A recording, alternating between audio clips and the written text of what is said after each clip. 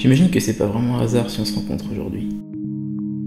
J'ai toujours rêvé d'univers un peu étrange, parfois flippant, le genre de monde tellement différent de notre réalité qu'on se demande quel esprit fou aurait pu l'imaginer. Si t'es là aujourd'hui, c'est sûrement que toi aussi t'as cette espèce de fascination pour le bizarre, non? Bienvenue dans ce premier épisode de Landscape. On va essayer ensemble d'explorer les méandres de la fiction. Tentons de ne pas nous perdre.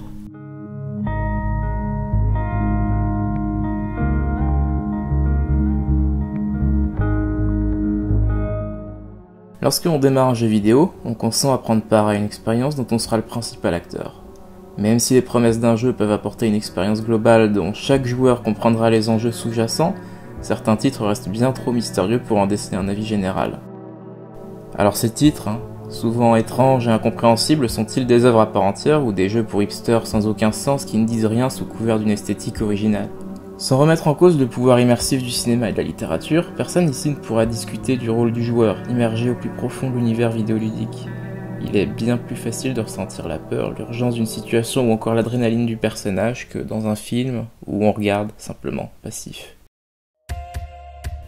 Naissance est un jeu développé par le studio Limass 5 en 2014. Dans ce titre, à l'aspect visuel particulièrement travaillé, nul scénario n'est vraiment donné. Le joueur n'est jamais tenu par la main et il n'est pas question de donner un seul indice sur ce que l'on fait ici.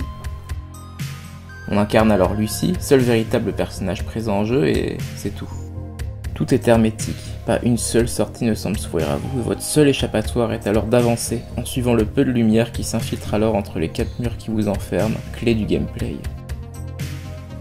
Ce monde infernal a l'air infini et vous êtes seul. Aucun autre personnage ne sera nommé, aucun autre personnage ne sera rencontré. Cependant, il y aura bel et bien une rencontre, une genre de créature à l'aspect un peu géométrique qui dégage une sorte de lumière vive. Le seul véritable antagoniste, aux motivations bien trop floues pour qu'on les comprenne. Vous êtes là, errant, avec pour seul objectif de descendre dans les profondeurs de cette méga structure, comme l'indique, dès le début du jeu, ce qui semble être le narrateur. Là où certains ne verront que branlette intello et ennui perpétuel, comme le font remarquer certains joueurs sur les plateformes d'échange liées au jeu, d'autres y verront une œuvre visuelle forte, un monde effrayant à l'architecture hasardeuse, où les mystères et inspirations se croisent dans les couloirs d'un labyrinthe cauchemardesque. La première inspiration, et la plus logique, se retrouve clairement en premier lieu dans le labyrinthe d'Escher, œuvre emblématique dont l'inspiration se ressent dans plusieurs centaines d'œuvres. On peut aussi se pencher vers les prisons imaginaires de Giovanni Battista Piranesi, qui correspondent bien plus à l'architecture du jeu. Là où l'œuvre d'Escher joue avec les centres de gravité et les autres pôles inversés, celle de Giovanni a une approche bien plus architecturale, cette espèce de sensation d'étouffement qui se dégage d'un endroit pourtant si vaste. On y croise alors, comme dans le jeu, des escaliers qui ne mènent nulle part, un cloisonnement perpétuel dont nulle lumière ne semble réellement émaner. Cette sensation d'étouffement, on la ressent du début à la fin du jeu, que ce soit par le manque de lumière ou par ces énormes zones qui semblent nous aspirer dans le vide. Même l'infinie hauteur au-dessus de nos têtes semble rester cloisonnée, comme pour émuler un semblant de liberté inaccessible pour Lucy. Une autre référence visuelle et culturelle vraiment importante se retrouve dans la bande dessinée, et plus précisément dans le manga Blame de Tsutomu Nihei, un auteur cultissime dont le travail architectural se ressent à l'intérieur de chacune de ses œuvres. Le sentiment d'immersion claustrophobique se ressent alors de la même manière que dans le jeu. Des espaces clos immenses qui dominent, une errance au but incertain et des endroits exigus, comme des espèces de tuyaux viscéraux qui lient des organes intestinaux.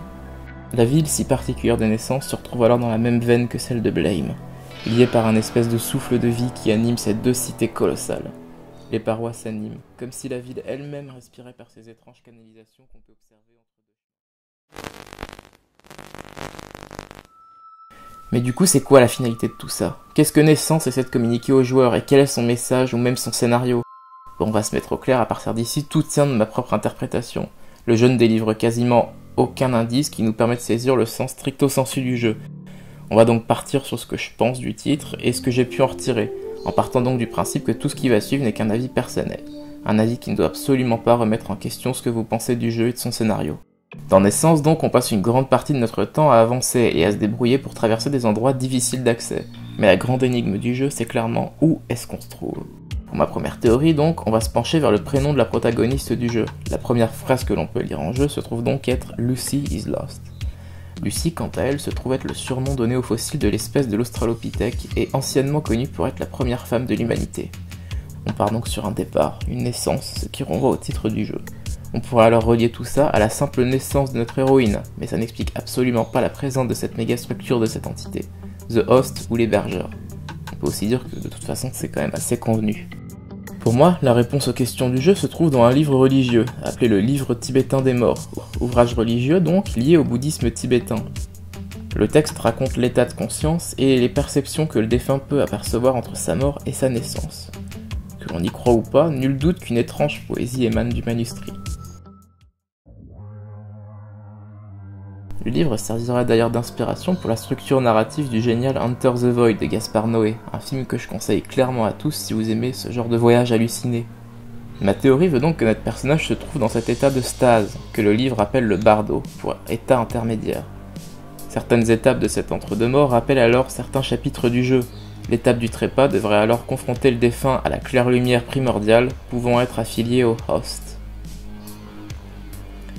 Une autre étape, plus avancée, permet également de traverser le monde en traversant des obstacles, ce qui explique d'ailleurs toutes ces méga-structures en forme d'immeubles et ces chambres inhabitées qui n'ont donc aucun sens. Ce ne sont que des souvenirs d'une vie passée, un peu comme des échos perdus au loin dans cette méga-structure. La lumière est donc au cœur du jeu, elle est très importante, et on peut le voir d'ailleurs parce que le prénom de Lucie, du latin lumia, veut lui-même dire lumière, et c'est cette dernière que l'on suit durant tout le jeu. Un autre livre, associé à une autre branche religieuse, si je puis dire, je m'y connais pas énormément, donc désolé si je fais quelques erreurs, s'appelle alors La Lampe, qui illumine la libération par l'écoute pendant les bardos. Bardos qui, je le rappelle, sont les états intermédiaires entre la mort et la naissance. On va donc maintenant fermer le livre des morts et utiliser une scène issue du dernier chapitre du jeu, dans le désert, où des étranges formes se succèdent alors pour former une branche d'ADN, témoin génétique de l'humain. L'aventure se terminera alors par le franchissement d'une porte blanche, avec ces mots qui s'affichent. Le commencement. Tout ça n'est donc que ma propre interprétation. On voit d'ailleurs que beaucoup de gens sur les forums croient à un enlèvement extraterrestre. D'autres pensent que le personnage est fou et que l'on y traverse les méandres de son esprit torturé. Je pense que cette interprétation, cependant, même si elle est totalement valide, bien sûr, la mienne n'est pas forcément meilleure que les autres, est un peu trop convenue. Et je trouve ça dommage quand même de donner cette interprétation à ce jeu qui a l'air bien plus profond que ce que l'on pense. Mais au final, il n'y a pas de réelle réponse à ces questions. C'est au joueur de réfléchir et de se faire sa propre interprétation, comme j'essaie de le dire depuis tout à l'heure. Il y a autant d'expérience qu'il y a de joueurs. La véritable satisfaction de toutes ces questions, c'est le vertige impressionnant qu'il peut y avoir derrière le nombre fou de réponses qui s'offrent à nous. Alors qu'au final, il n'y a pas vraiment de réponses. Simplement parce qu'elles ne sont pas vraiment importantes. La seule réponse est qu'il faut fuir, et c'est la seule chose à savoir dans le jeu. Pourquoi vouloir des réponses qui décevraient de toute façon?